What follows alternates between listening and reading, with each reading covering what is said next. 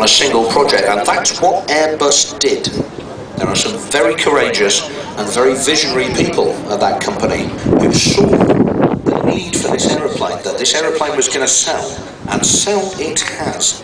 In fact, this week, here at Ila, Emirates asked Airbus for another 32 A380s. Right here at this show. That's how good an aeroplane it is. No, a day later, well, there were 30 others coming too. Also 32 bei Emirates Airlines und noch einmal 30 von anderen Airlines, die inzwischen hier geordert wurden. Ja, es ist eine enorme, nochmal Entschuldigung, eine enorme Kraftanstrengung. Und aber trotz allem, bei allem Hindernissen und Problemen, eine richtige Entscheidung, dass Airbus Industrie dieses Luftfahrzeug gebaut hat.